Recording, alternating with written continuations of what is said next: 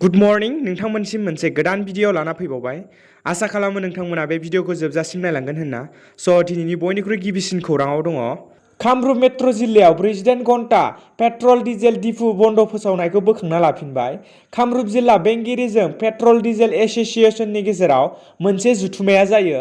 एस'सिएशना लानाय 22 निफ्राय 24 अक्ट'बरसिम 48 घन्टा पेट्रल डिजेल दिपु बन्द लानायनि बिथिङाव बे जथुम्माखौ लानाय जायो। कामरुप जिल्ला बेंगिरिजों लोगोसे पेट्रल डिजेल एस'सिएशननि जानाय जथुम्मायाव गेदेर थांखि। एस'सिएशननि 48 घन्टा पेट्रल डिजेल दिपु बन्द खालामनायनि थांखिखौ बोखांनानै लायो। जोबोर थाबैनो गासैबो जेंनाखौ सुस्रांनायनि आसा जिल्ला बेंगिरिया।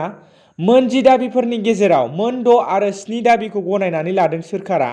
3 घन्टा सावरायनायनि उनाव बे थांखिखौ लायो आरो दिनैनिफ्राय बन्द थाया गुवाहाटि नोगोरनि थाव दिपुफोरा। बे थांखिया पेट्रलियाम एस'सिएशन आरो थाव कम्पानिनि। कामरुप मेट्र' जिल्ला बेंगिरिजों लोगोसे पेट्रल डिजेल एस'सिएशन आरो थाव कम्पानिजों जानाय जथुम्मायाव बे थांखिखौ लानाय जायो। नर्थ इस्ट पेट्रलियाम एस'सिएशनआ गेदेर गुवाहाटि नोगोराव साननैनि थाखाय पेट्रल डिजेल कम्पानिफोरखौ बन्द फोसावदोंमोन, नाथाय जथुम्मानि उनाव बन्दखौ बोखांबाय होननानै फोसावो जिल्ला बेंगिरि बिश्वजित पेगुआ। बर' सावथुननि फावखुंग्रिफोरनि सावगारिखौ लानानै जुवा एबा सोरखि खेला होनायनि सायाव राहा लागोन बुंदों प्रमद बर' बिथाङा। बर' सावथुन मुलुगनि फावखुंगुर आरो फावखुंग्रिफोरनि सावगारि होनानै फुजा मेलाफोराव जुवा एबा सोरखि खेला होनायखौ लानानै गोख्रों सोंखारियो बिटिआरनि गाहाय मावफुंगिरि सोद्रोमा प्रमद बर'आ। बिटिआरनि गाहाय मावफुंगिरि सोद्रोमा प्रमद बर'आ खौरां बिजोंनि गेजेरजों बुंथियो दि थांनाय साननैसो सिगां बर' फावखुंग्रिफोरनि सावगारिखौ होनानै फुजा मेलाफोराव सोरखि खेला होनाया लाजिथाव एबा दुखुनांथाव जादों होनना। बेफोरबायदि समाजारि बेरेखा खामानि मावनायनिफ्राय जानगाराव थानो नांगौ आरो जायफोर बेफोरबायदि फावखुंग्रिफोरनि महर होनानै सोरखि खेला होदों बिसोरनि सायाव राहा लानो पुलिस बिफानखौ खावलायबाय होनना फोरमायथिदों बिटिआरनि गाहाय मावफुंगिरि सोद्रोमा प्रमद बर'आ। गुबुन फारसेथिं बारग' एनडिपिफोरा सोरखारनि हेंथायै हान्जा सुरनायखौ लानानै बुंथियो दि एनडिपिफोरनि रांखान्थियारि अनसुंथाइ होनाय, केसफोरखौ फोजोबनाय, थांना थानायनि राहा खालामनाय बायदि खामानिफोरखौ सोरखारासो मावगोन। बिनिखायनो सासे सानै एनडिपिफोरनि बाथ्राखौ लानानै थासारिखौ दुंहाव खालामनो नाङा आरो गासैबो बारग' एनडिपिफोरा सोरखारजों थाफानानै खामानि मावलांनो नांगोन होनना बुंथिबावो बिटिआरनि गाहाय मावफुंगिरि सोद्रोमा प्रमद बर'आ। बलिउडनि मुंदांखा फावखुंगुर शाहरुख खान आरो फावखुंग्रि आन्नाया पान्डेनि न'आव मुम्बाइ एनसिबिनि टीमआ सिग्रोमनाय हाबाफारि लादों। शाहरुख खाननि फिसाज्ला आर्यान खानखौ हमनायनि उनावनो एनसिबिआ मन्नतखौ नोजोर लाखिदोंमोन। बेवहाय थांनानै सिग्रोमनाय हाबाफारि लानो थाखाय एनसिबिनि टीमआ शाहरुख खाननि न'आव मन्नतआव सिग्रोमनाय हाबाफारि सोलिगासिनो होनना मोनथिनो मोन्दों। मख'नो गोनांदि शाहरुख खाननि न'आव एनसिबिनि मावथिफोरा फोसाव बिलाइ हैनो थांदोंमोन। बे फोसाव बिलाइयाव लिरनाय जादोंमोन दि आर्यान खाननि माबाफोर इलेक्ट्रनिक आइजेंफोर दङब्ला एनसिबिनो जमा होनो नांगोन होनना।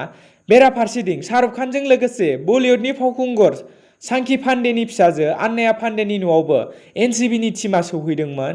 आर्यान खाननि जाथायनि फैसालिजों आन्नाया पान्डेनि सोमोन्दो थानाय खौरां मोननानै। मख'जाथावदि एनसिबिआ आन्नाया पान्डेखौ सोंनाय फिननाय खालामनो थाखाय मावख'आव लिंहरनाय जादोंमोन।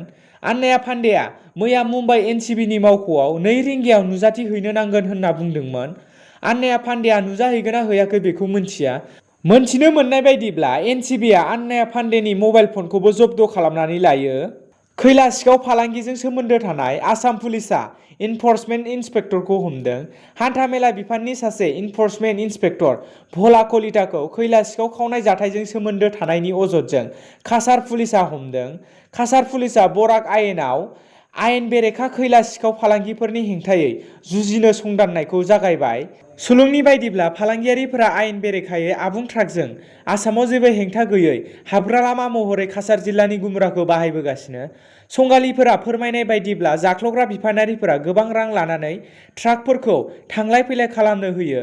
लोगोसेनो हमजानाय पुलिसआ दिगारकल चेक गेटआव बिबान दंमोन। बिनि सिगां काछारनि जुनियायै दानाय पुलिस सुपारिनटेन्डेन्ट रमानदीप काउरआ खैला माफियाफोरखौ फोजोबस्रांनो मोनसे संदाननाय खालामदोंमोन आरो बयनिख्रुइबो सिगां पुलिस हानजा दानानै लानाय जादोंमोन। गोनां फोरमान मोननाय बायदियै भला कलिताखौ 18 अक्ट'बराव सोंलु सोंनो थाखाय लाखिनाय जादोंमोन। बिनि संदानग्रा पुलिसआ 24 घन्टानिख्रुइबो बांसिन सोंलु सोंनाय खालामदोंमोन, जायनि थाखाय बिसोरनि संदाननायनि सायाव नोजोर बोनानै बिखौ हमनाय जादों। गुबुन सासे दायनिगिरि खैला माफिया खारी ताहेर आहमेदखौबो हमनाय जादोंमोन। मुवा बेसादनि बेसेन बांनायखौ लानानै कंग्रेस राजखान्थि दोलोआ श्रीरामपुराव 2 घन्टा गोख्रों खुद्रिसारदों। रायजोआव मुवा बेसादनि बेसेना सानफा एबा बारानिफ्राय बारा जागासिनो थानायखौ नोजोर बोनानै मैया 28 नं गसाइगाव बिधानसभा बियाबनि सिङाव थानाय श्रीरामपुराव कंग्रेसनि मावखुलियाव फुंनि 11 रिंगानिफ्राय 2 घन्टा खुद्रिसारदों। बे खुद्रिसारनाय हाबाफारियाव बाहागो लानो हादोंमोन फारियै कंग्रेस दोलोनि एमएलए रुकिबुल हुसेना आरो दैदेनगिरि रिपुन बरा, आबाजेद आली चौधुरीमोनजों लोगोसे आसाम रायजो कंग्रेस दोलोनि बुंथिगिरि मुस्रि गरन्जन मुसाहारि आरो 28 नं गसाइगाव बिधानसभा बियाबनि कंग्रेस दोलोनि बिजाथि जुएल टुडु आरो गोबां कंग्रेस दोलोनि दैदेनगिरि आरो रायजो राजाफोरा बाहागो लायो। मख'जाथावदि बे हाबाफारियाव बिजेपि सोरखारनि बेरेखा बायदि स्ल'गानफोर होनानै होस्रिखावना खुद्रिसारो। जाय समाव कंग्रेसनि सोरखारमोन बे समाव बिजेपि दोलोआ गासैबो मुवा बेसादनि बेसेनखौ खमायना होगोन होनना बुंदोंमोन, नाथाय दायो नुनो मोनबाय कंग्रेस सोरखारनि समाव मुवा बेसादनि बेसेना बेसेमोन बिनि 2 गुन बारा जाबाय। बिनिखायनो रायजो राजाफोरा जोबोद खैफोदाव गोग्लैनांबाय, जायनि जाहोनाव रायजोनि गोबां सुबुंफोरा उखैहाबना थानो गोनां जाबाय। बिनि थाखाय रायजो राजाफोरा सांग्रांसै खुंफुंजानो गोनां उफ्रा बिसायख'थियाव 28 नं गसाइगाव बिधानसभा बियाबाव बे खेबाव रायजो राजाफोरा इउपिपिएल बिजेपि दोलोनो भट होआ, कंग्रेस दोलोनि बिजाथिनोसो भट होनानै देरहासार खालामनो थियारि होननानै फोरमायो। नगाव पुलिसआ 85 लाख रांनि ड्राग्सजों लोगोसे 4 सुबुंखौ हमदों। नगाव पुलिसनि एन्टि नारकटिक स्क्वाडजों लोगोसे रहा पुलिसआ सापरमुख रेल स्टेशन साखाथियाव 4 ड्राग्स फालांगिरिखौ हमो आरो बुधबारखालि बिसोरनिफ्राय 120 ग्राम ड्राग्स बोखांनो हायो। पुलिसनि हान्जाया बुधबाराव फुंनि 3 रिंगासोनिफ्रायनो सिखावै ड्राग्स हाबफैनायनि खौरां मोननाय बायदियै स्टेशनाव संदाननाय खालामो आरो ड्राग्स फालांगिरिफोरखौ हमो। दायनिगिरिफोरनिफ्राय बोखांनो हानाय ड्राग्सनि बेसेना बाजाराव 85 लाख रांनि जागोन होननानै पुलिसआ सन्देह खालामदों।